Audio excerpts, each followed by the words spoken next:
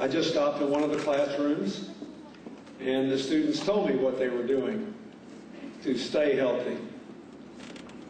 But the truth is that children being born today could become part of the first generation in American history to live shorter lives than their parents, because so many are eating too much of the wrong things and not exercising enough. According to the Center for Disease Control, 9 million children are substantially overweight, and the number is expected to grow by 20% in the next 5 years if current trends are not reversed. The problem of childhood obesity is worst in the part of the country where we grew up. While the rate is 16% nationwide, in the South it's 20%, and in some southern states it's 25%.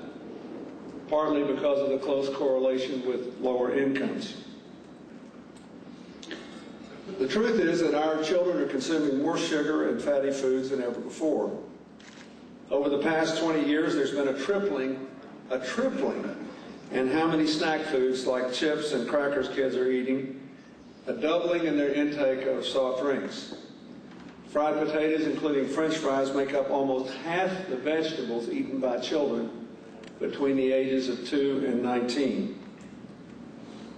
And this is compounded by the fact that there is no more exercise among children than there was 20 years ago. Children who don't exercise enough and whose diets lack proper nutrients can encounter serious problems, including stunted growth, cognitive impairment, and as we all know, obesity, which creates much greater risk of heart disease, diabetes, and a range of other illnesses.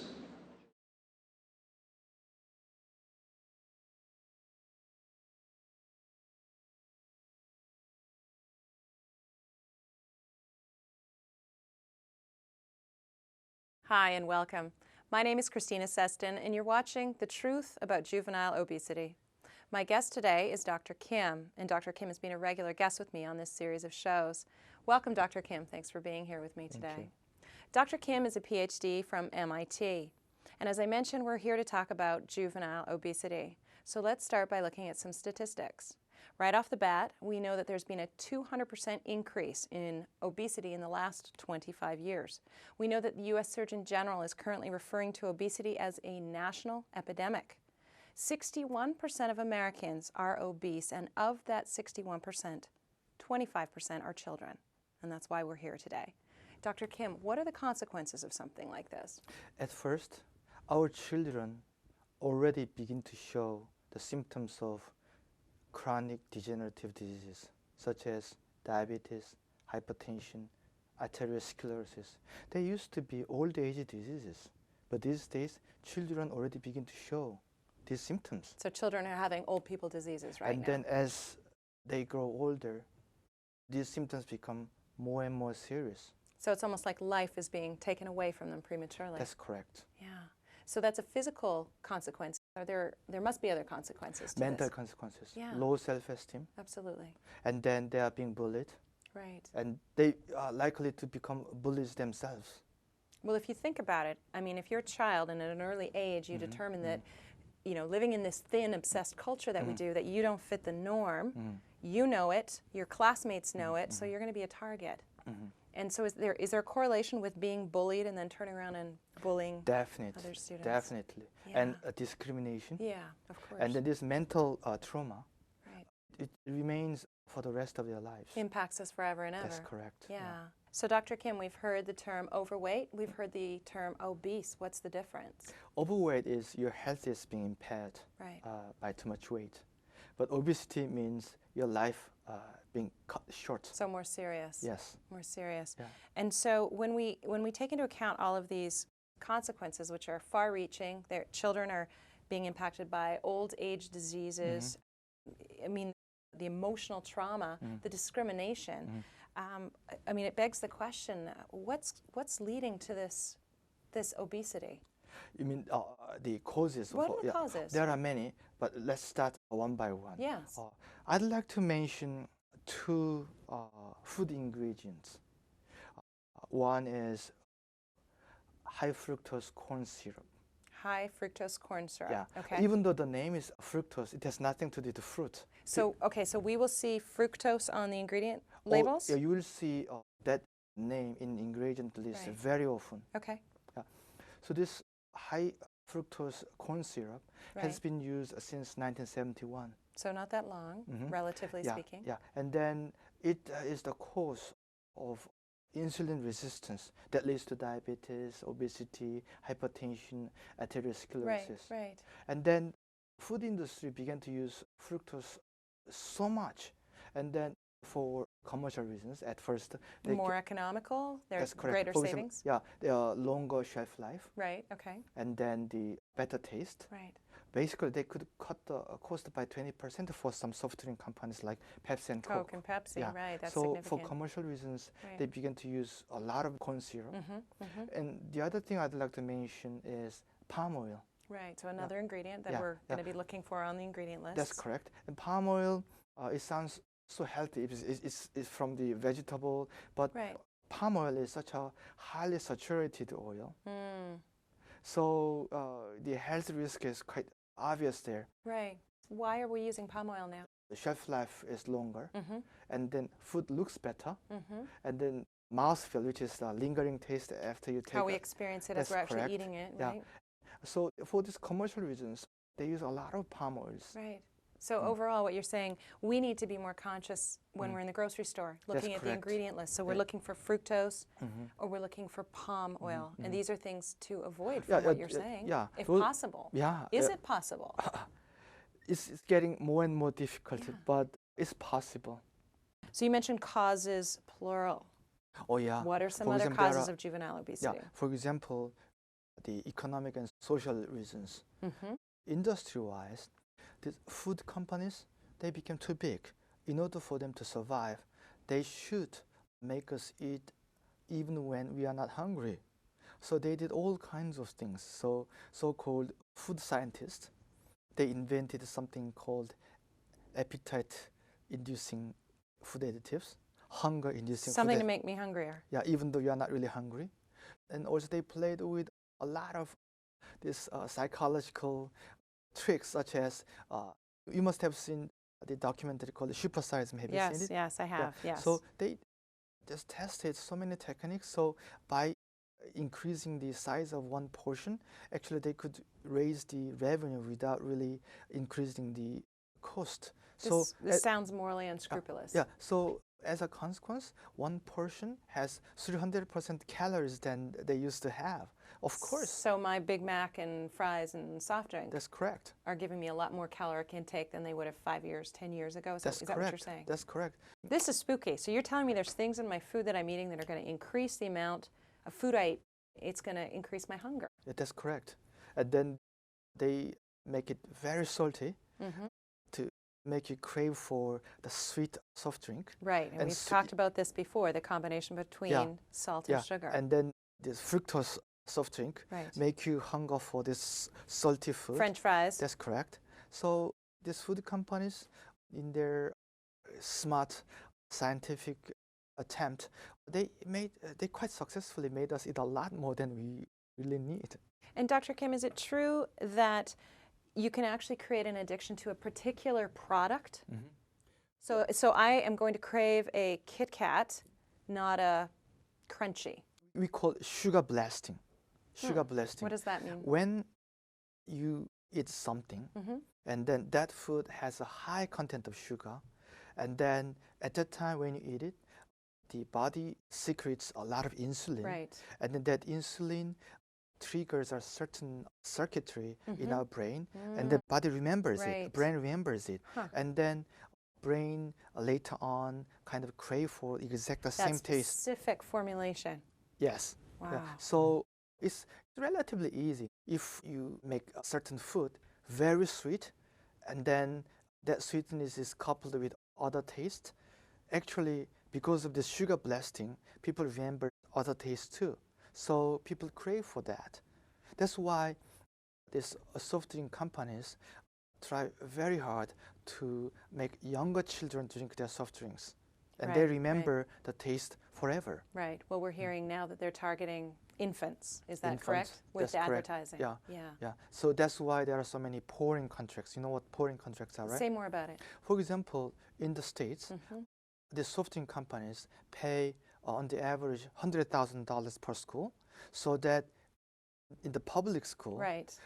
they allow only one brand of soft drink inside the school. So you're telling me that my junior high school, let's Mm-hmm. say if we went back a number of years, that only Coca-Cola could be served in Yeah. my junior high school. And then because of In the exchange for $100,000, $100,000. which goes to what? To the school programs, yeah, that because kind you of know thing? these days our educational system We're was having cuts everywhere. that's correct, and Right. then the schools find this thing quite irresistible. Right. So we can understand that, Right. but the health consequence of this pouring contract is something very serious. Well, what does it do to consumption? I mean, in terms of children that might not be exposed to pop, now it's in their school. Yeah. So as a consequence, you know, on the average, children drink 50 gallons of soft drink a year. And then one statistic says that if you drink one pop, one soft drink every day, the chance of getting diabetes goes up by 61%. Good grief. So anybody that would hear that statistic, you think they would just, that would be it, no more pop. But easier said than done. Right. Yeah. So I'm curious, we've talked about pop in school, but for even younger children, I mean, they drink juice. Is high fructose corn syrup an ingredient in juice that children will be having potentially? Yeah, please have a look at their ingredients. Take a look at the ingredients. Even though it looks so natural, Right. but many juice, fruit juice, they add a lot of fructose. Right, because I hear kids, that's what they ask for. I want some juice. I want some juice. So they're potentially being exposed at these ages where they're holding little sippy cups, toddlers, and they're starting to already get this addiction to this sugar at a very, very early age. Addiction or customer loyalty. Customer loyalty, that's diplomatic. Yeah. It starts a lot earlier than you think. It starts with baby formula. Wow. Okay, let's talk about baby formula. Yeah, please look at the ingredients of baby formula. What am I going to see? Fructose. High fructose corn syrup. Yeah. So baby formula, I believe, is one of the deep, less discussed root cause of this juvenile obesity and adult obesity too. So I just want to cut you off for a second because formula versus breastfeeding has been a raging debate for the last little while. We're seeing 50% on this side are saying, you know, you're not getting what you need through breast milk, you have to supplement with formula. 50% are saying, are you kidding? Breast milk has everything in it. What's your opinion? I'm definitely in favor of breastfeeding. Formula has serious problems. At first, it does this exactly what we call sugar blasting. Right. So to an infant now. To an infant, and This is then incredible. their brain is the most vulnerable at the time. And then within 10 days of their birth, if you blast children's brain with this formula, the brain starts the program of this high content of sugar taste. Right, requirement, craving. Yeah. And then some people quite convincingly argue that people's sense of hunger, people's eating habit, their hunger control mechanism, they're all confused for the rest of their life.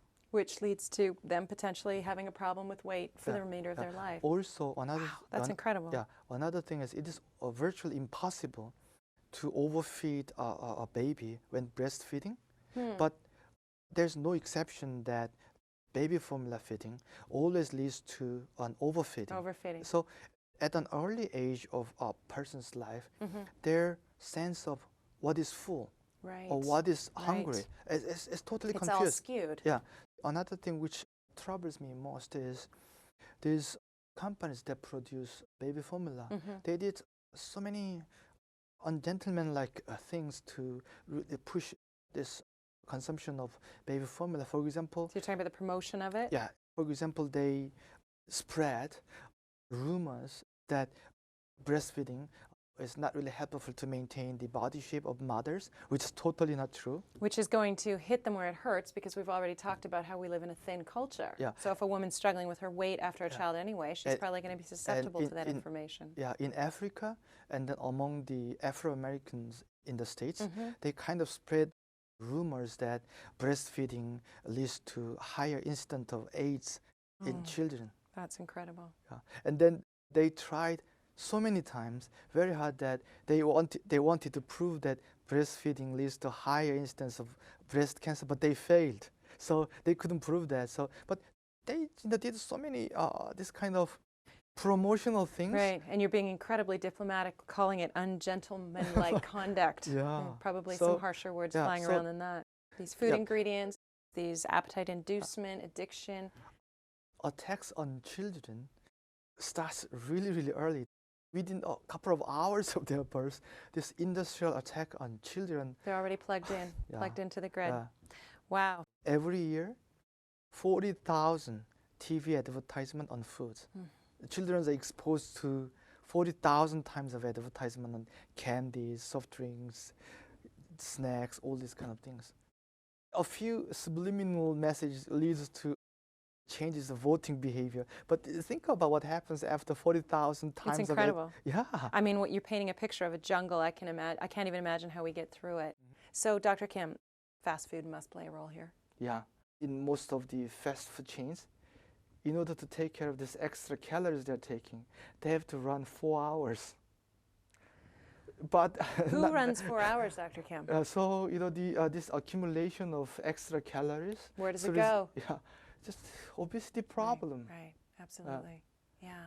So, Dr. Kim, we're talking a little bit about the food industry. Does the pharmaceutical industry play a role here as well? They so far, quite fortunately, they didn't play too big a role, but they are planning.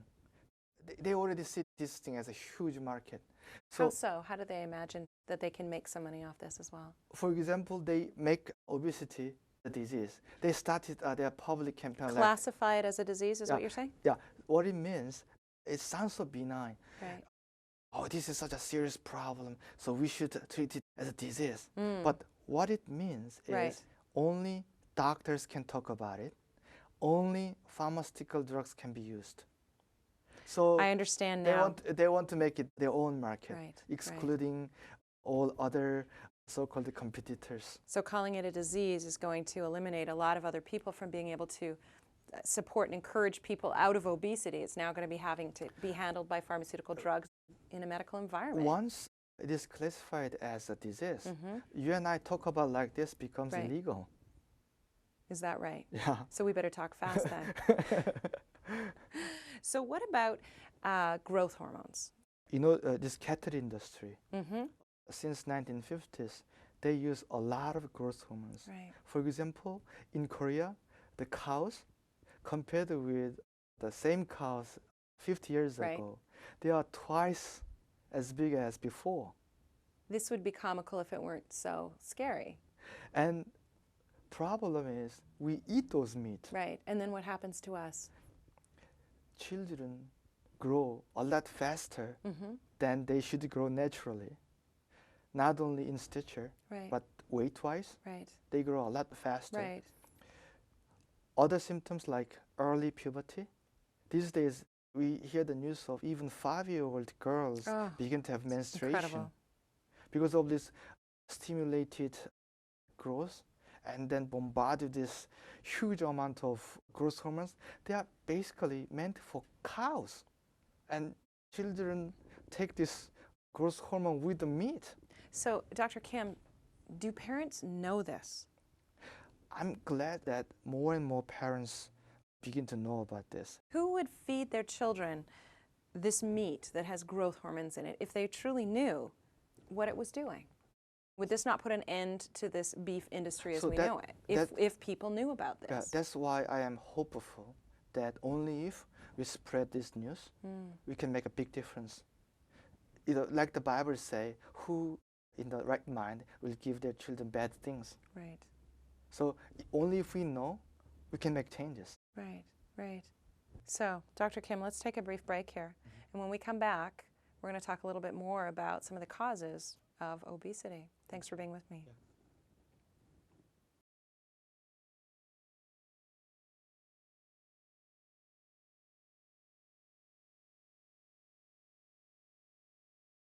최근 15년간 급격히 비만 환자가 증가하는 것을 볼 수가 있었고요.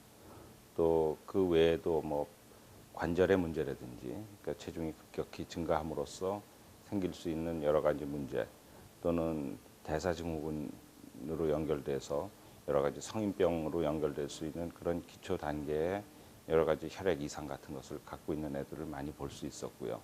특히 제가 교의를 맡고 있는 구미 중학교에 가면은 정상 퍼퓰레이션의 30 내지 40% 정도가 비만 환자인 것을 알 수가 있습니다. 햄버거 하우스에서 어떤 애가 배가 고프다고, 그러니까 다음 학원 갈 시간이 있는데 거기 잠깐 여기 들러가지고 예약한 진료를 받고 가게 하겠다고 엄마가 그 감자튀김하고 햄버거를 사갖고 와서 여기서 먹고 난 다음에 혈액에서 그 콜레스테롤하고